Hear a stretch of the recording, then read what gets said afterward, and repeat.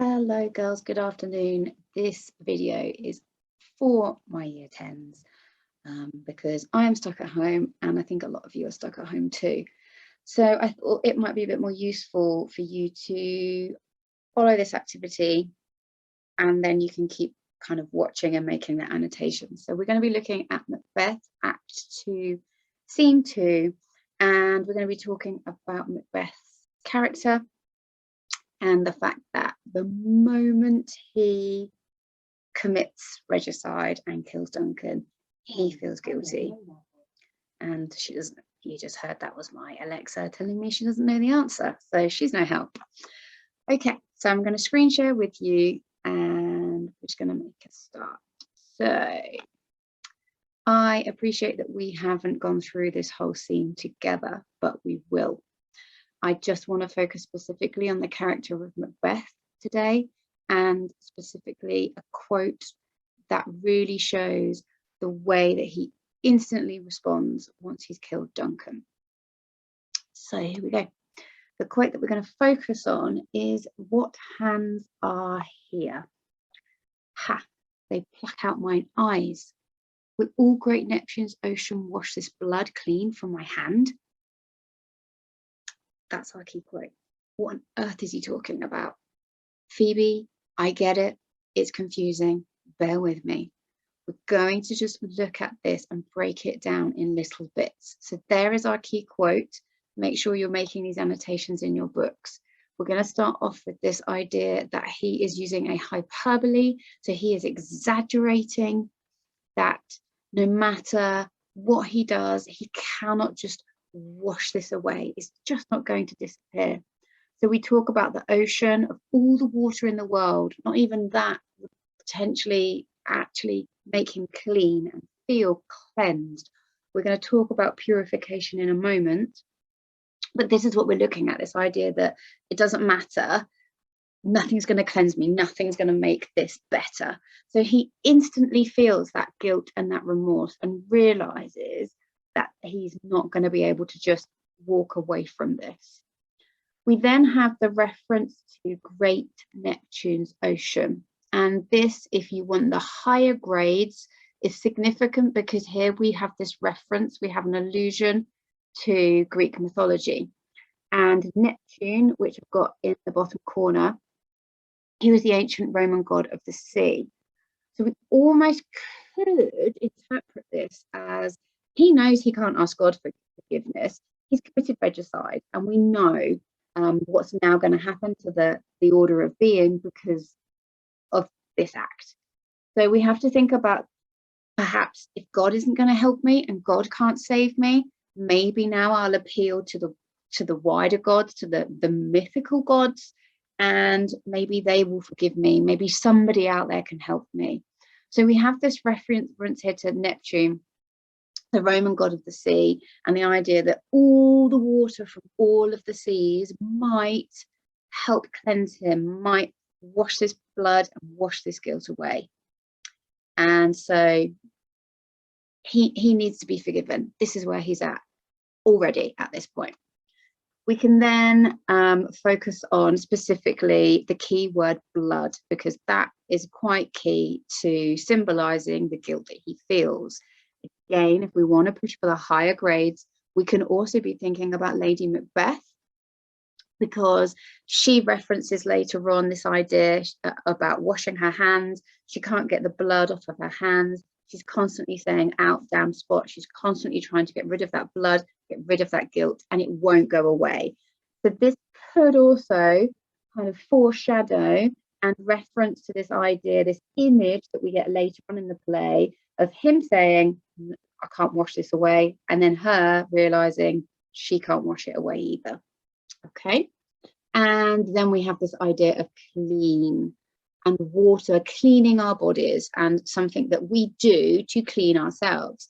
Now, there's a deeper reference here. Perhaps this is this idea of purification, of him needing to be cleansed inside in his soul. He needs to be forgiven. He needs to redeem himself.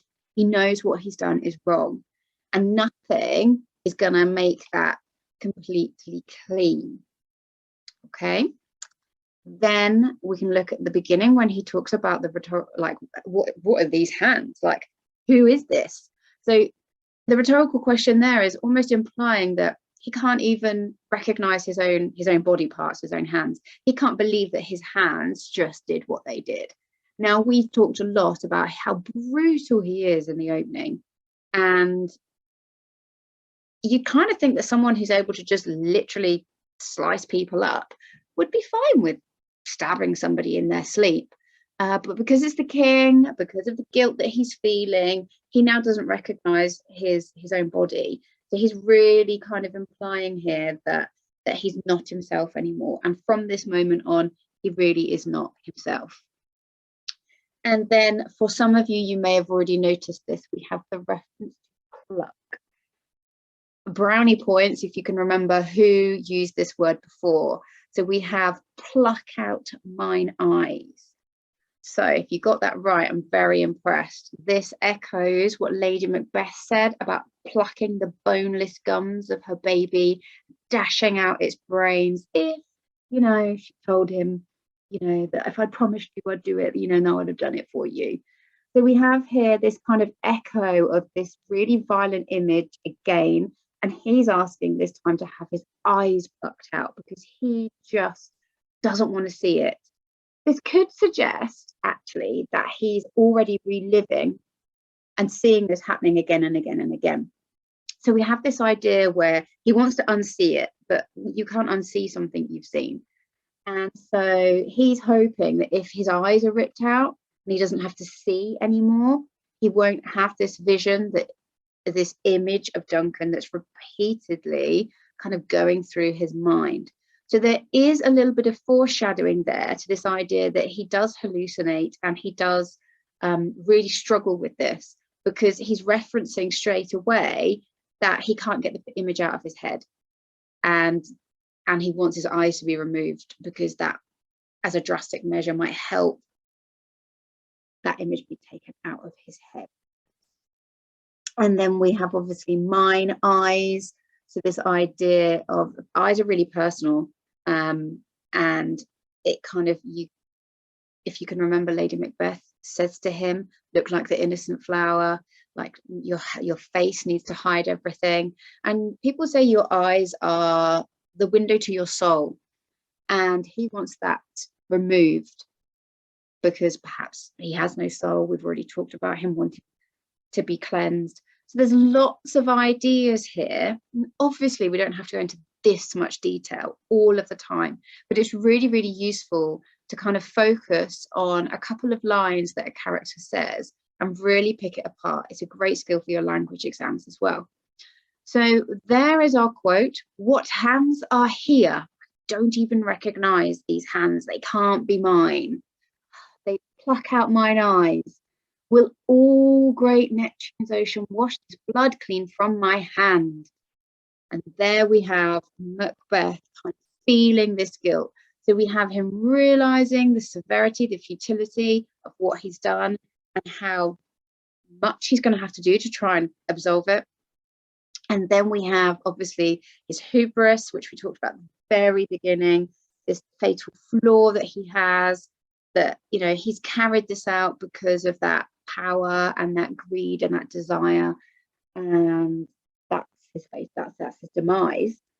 We've talked about the idea that he can recognize that his guilt's never going to be washed off. There's not enough water, so he kind of says his guilt's just going to spread and spread and spread across the oceans. He needs Neptune's help to try and clean him. And then we have that image of plucking his eyes out, and him wanting to kind of hide his soul. So there's a couple of questions at the bottom there for some of you to think about. So any alternative interpretations which we know can help lift our grade, because he could be suggesting this, but he might also be suggesting this. So it could be that the rhetorical question is implying something else. If you think of it and look at it in a different way, brilliant, make a note of that. Is he begging for forgiveness, or is it just that he wants this crime to be washed away so he can crack on and become king? Your call. Okay, so that's our annotation together. And now what I would like you to do is the next quote is going to be where he says, "But wherefore could I not pronounce amen? I had most need of blessing, and amen stuck in my throat." So here he's talking about praying and saying amen. And he says, I'm in the most need of being blessed. And he couldn't say it. He could not pray to God. He could not say amen at the end of that prayer. And I want you to annotate this quote in that much detail. We've got rhetorical questions. We've got repetition of amen. We've got the religious reference of amen. And we've got, again, this brutal image of something being stuck in your throat, something that's kind of lodged there, that's suffocating. So there's tons there, obviously blessing, loads and loads and loads. And I'm giving you all the answers. So please could you make a note of that and really explode that quote so that we can understand what it is that Macbeth is feeling immediately, like straight away. This is what he's saying after he's just killed the king. He's committed regicide. It is downhill spiral from now on. If you get the opportunity to do an extra one, I'd really like you to talk about what Lady Macbeth says, because we learn about characters not from what people are saying themselves, but what others say about them. And she says, my hands are of your colour, like I'm the same. What's your problem? But I shame to wear a heart so white. So, you know, I've done what you've done. I don't see what the issue is. I'm fine. I'd be ashamed to be so white and pale and cowardly. Look at the state of you. Again, we've got her almost attacking his character. And we've got references to white and the idea of the purity that comes with that. Neither of them are white. But there's another one there if you get the chance to do so. And that is your task for today, ladies. So hopefully you've had some good annotations there and a bit of understanding about how he feels straight away as soon as he has killed King Duncan, how she then is reacting to him. And when we read the scene together, you've already got a little bit of background knowledge and understanding of guilt that he feels in Act 2, Scene 2. Any questions? Drop me an email or a message and I will happily answer them. I hope you're all okay and hopefully I can see you before the end of the week. Take care, girls.